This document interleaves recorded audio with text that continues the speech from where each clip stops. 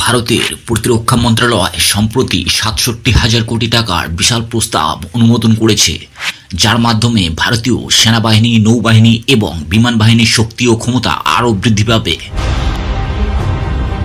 এই প্রস্তাবের মূল লক্ষ্য হল ভারতের সুরক্ষা ব্যবস্থাকে আধুনিক ও শক্তিশালী করা।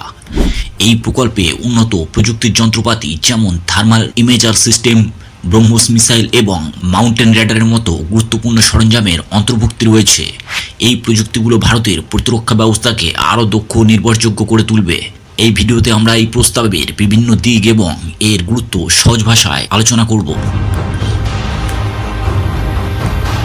প্রতিরক্ষা মন্ত্রণালয়ের এই বিশাল বাজেটের প্রস্তাবে ভারতীয় সেনাবাহিনীর ৩টি শাখা, স্থলবাহিনী, নৌবাহিনী এবং বিমান বাহিনীর জন্য আধুনিক সরঞ্জাম ও প্রযুক্তির ব্যবস্থা করা হয়েছে।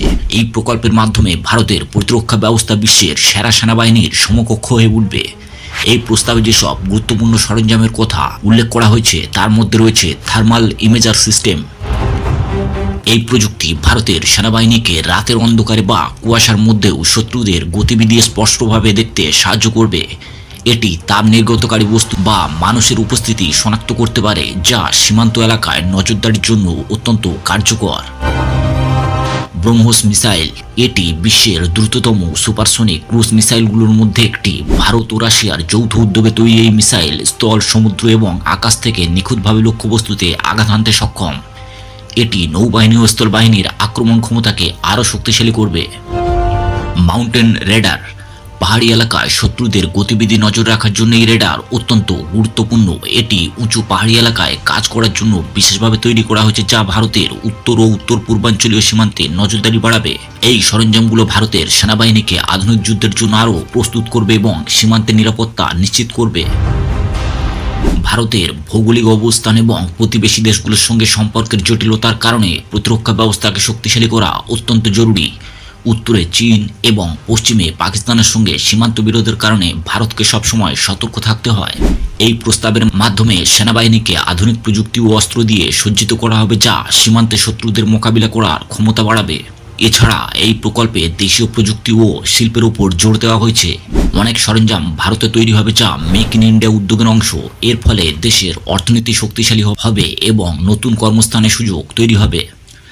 থার্মাল ইমেজার এবং মাউন্টেন রেডারের মতো প্রযুক্তি স্থলবাহিনীকে সীমান্তে নজরদারি এবং শত্রুদের মোকাবিলায় আরও দক্ষ করে তুলবে। এটি বিশেষ করে পাহাড়ি এলাকায় যুদ্ধের ক্ষেত্রে কার্যকর হবে।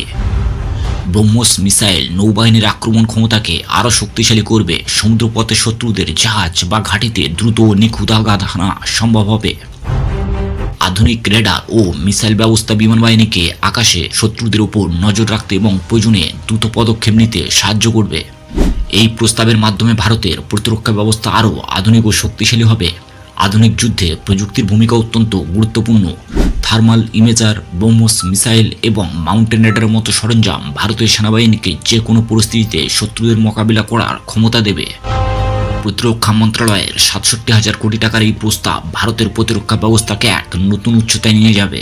এই প্রকল্প শুধুমাত্র সেনাবাহিনীর ক্ষমতা বৃদ্ধি করবে না, বরং দেশের অর্থনীতি ও জাতীয় নিরাপত্তাকেও শক্তিশালী করবে। এটি ভারতের আত্মনির্ভর ভারত এবং মেক ইন ইন্ডিয়া উদ্যোগের একটি গুরুত্বপূর্ণ পদক্ষেপ।